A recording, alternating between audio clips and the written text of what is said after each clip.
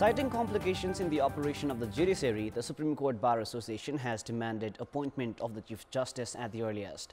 Now, officials of the entity have said that the absence of leadership at the apex court has created several complications and therefore drawn the attention of the Parliament, Ministry of Law and the Constitutional Council in this regard.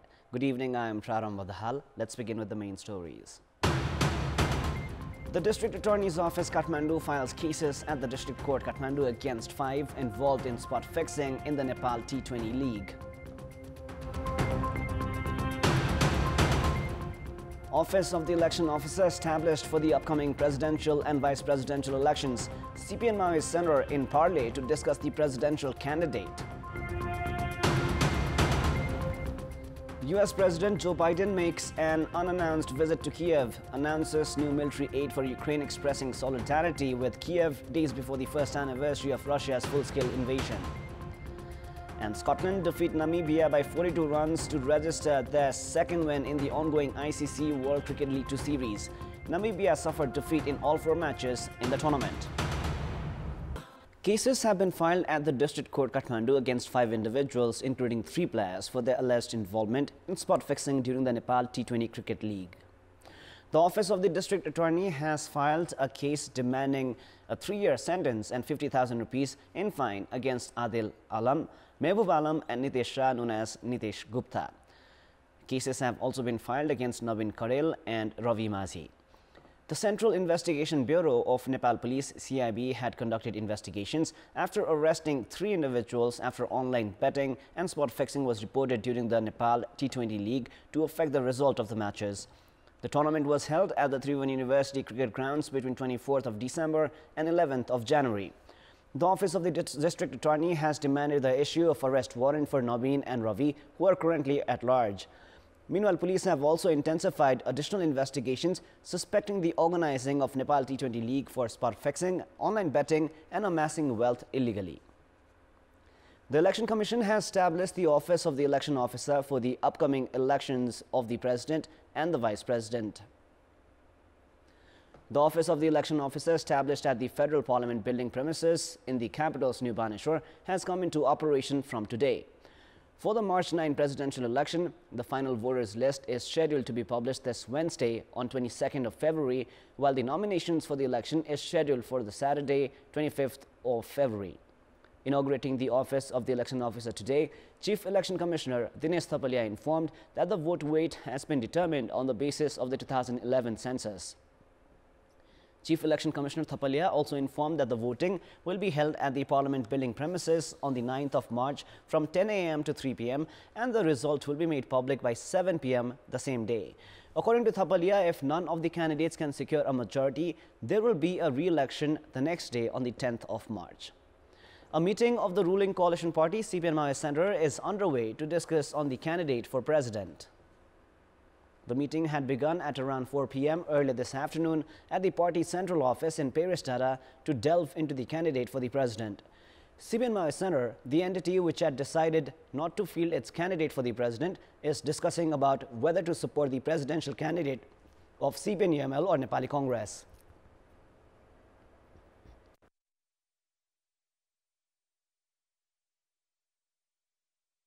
At a time when both CPN-UML and Nepali Congress are claiming the designation of the president, support of the CPN Maoist Center will be decisive.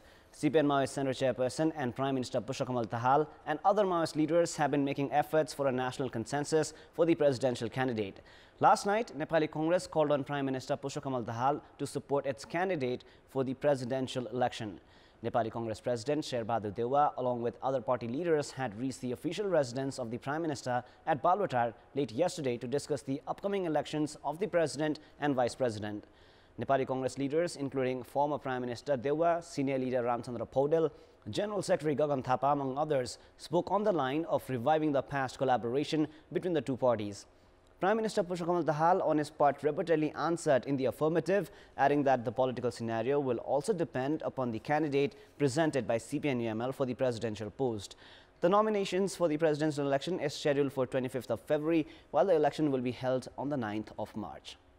Now, citing complications in the operation of the judiciary, the Supreme Court Bar Association has demanded for the appointment of the Chief Justice at the earliest. Addressing a program organized to mark the 49th establishment day of the Supreme Court Bar Association, officials of the entity called for the appointment of a Chief Justice at the earliest. The association has also drawn the attention of the stakeholders towards the impact of the absence of leadership in the Supreme Court for more than a year, saying the leadership was imperative for ensuring independence and fair performance of the judiciary.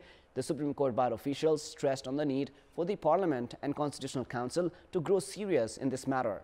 The Supreme Court has been led by Acting Chief Justice after erstwhile Chief Justice Tolendra Samshar J.V. Rana was suspended following an impeachment motion filed against him at the House of Representatives. Newly appointed officials of the Supreme Court Bar have informed that they have already drawn the attention of the Minister for Law and the Constitutional Council. The Supreme Court Bar Association was established on the 19th of February 1974 under the leadership of Kusum Shrestha. Member of the House of Representatives from Nepali Congress, Chandra Bhandari, who is undergoing treatment at the National Burn Center in Mumbai, India, has been removed from ventilator.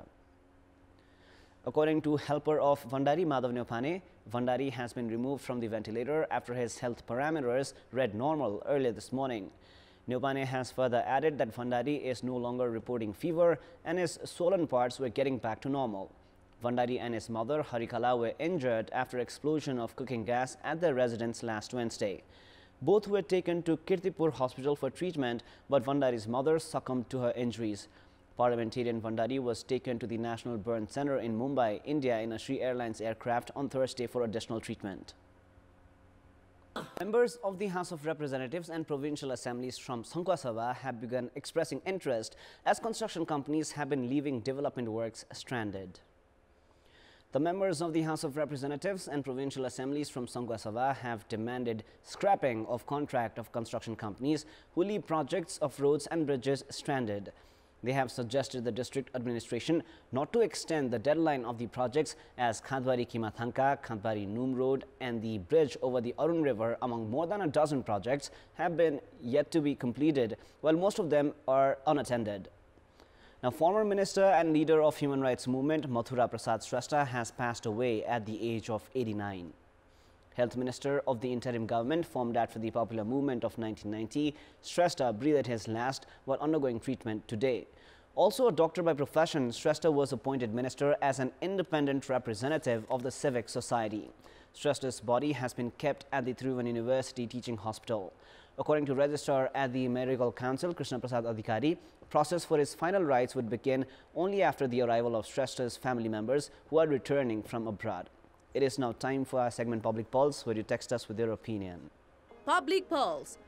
The question is, why has the program Education for All not been effective? Your options are A, government apathy, B, economic constraints, and C, lack of awareness. The voting is on. Type NEWS, select your option A, B or C and send it to 34001 to share your opinion with us. Time now for the international news.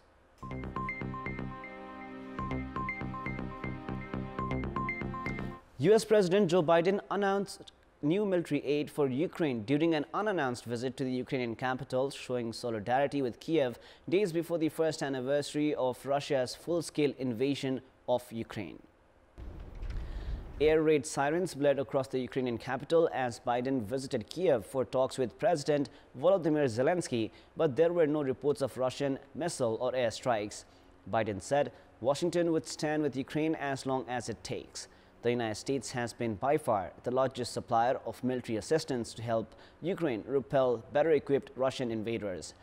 Biden said Washington would provide Kiev with a new military aid package worth $500 million that would be announced tomorrow. He said it would include more ammunition for high-mobility artillery rocket systems. In a speech, Biden commended Ukraine's courage during the war and noted that he had visited Kiev 6 times when he had earlier served as the vice president.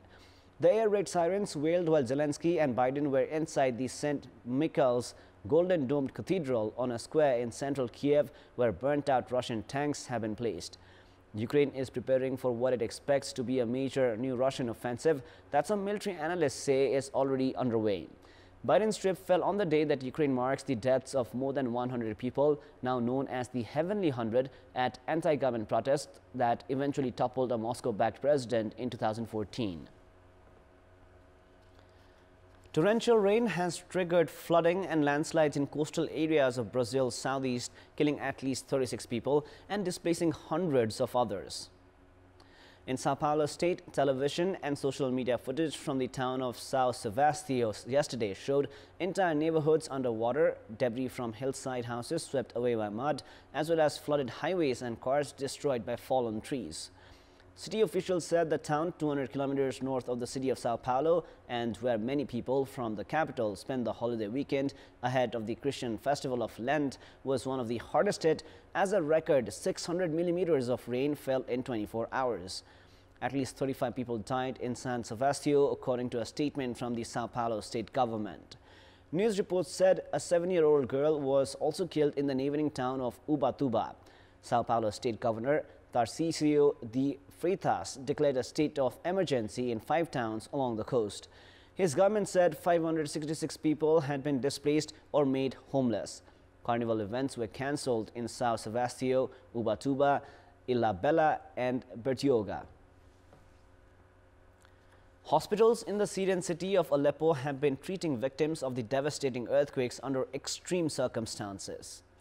Since the night of the earthquakes on the 6th of February, hospitals in Aleppo, one of the worst hit cities in Syria, have responded to the disaster despite the limited access to required health care, medications and a shortage of medical personnel due to the years of conflict. They could only receive humanitarian aid and medical equipment from other countries. Azhar Junaid, a nurse at the Al-Razi hospital, recounted the first night of the earthquake response. At least 400 people have been killed by the earthquake in Aleppo, while thousands lost their homes and are settled in dozens of the temporary shelters built by the government. The twin 7.7 and 7.6 magnitude earthquakes striking the Turkish southern province of Kahramanmaraş on the 6th of February have killed more than 46,000 people in Turkey and Syria. Italians in the northern city of Ivrea marked Carnival season at the start of this week with the annual Battle of the Oranges, where revelers take aim at each other in a time-honored fruit-throwing skirmish. The event is not just a fun game, but has an interesting twist connected to history.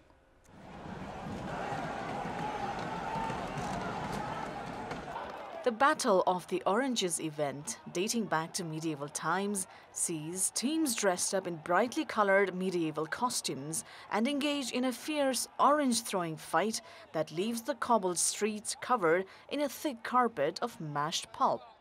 This year marks the return of the Battle of the Oranges after its cancellation 3 years in a row amid COVID-19 restrictions. According to a legend dating to 12th century, Violeta, the daughter of a local miller, was bound by feudal laws to spend her wedding night with the town's evil lord. In order to save her honor for the betrothed, she beheaded the nobleman and set Ivrea free from his tyranny. Quindi la situazione di libertà, di ripresa di una normalità che dopo lo post-lockdown ha avuto verso la libertà. Emozione, dopo tanti anni che non ho potuto venire quest'anno, rivedere il tutto è una meraviglia. È proprio stimolante, abbiamo portato anche i bambini quest'anno. The orange throwing battle, with participants divided between nobles and commoners, recalls Violeta's insurrection against the tyrant, with the oranges symbolizing the tyrant's head. In the 1930s, local girls started to throw oranges along with flowers and confetti from the balconies onto the carnival parade carriages so boys would notice them. With time, the gesture became first a duel and then a real foot fight between the orange throwers, also known as aranjeri, on the balconies and those in the streets. The battle was transformed into a spectacular event after World War II, by that time representing the fight for liberty and the symbol of the Ivrea Carnival.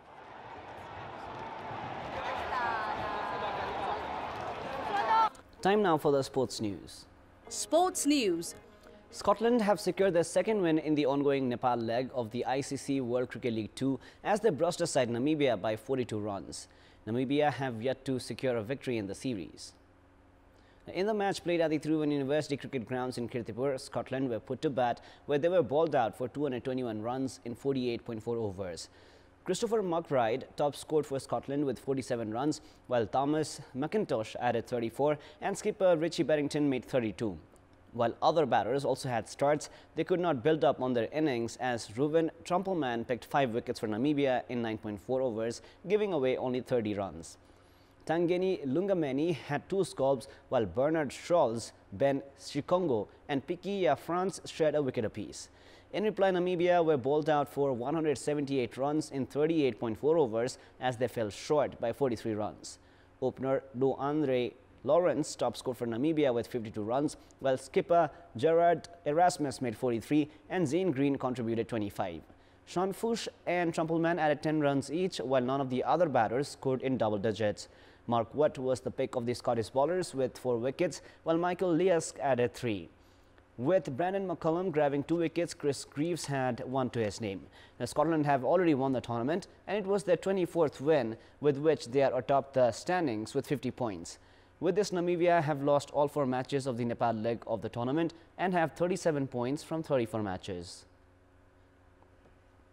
That is all for the moment. Our next innings bulletin airs at 10:30 tonight. Thank you for staying with us. Goodbye for now.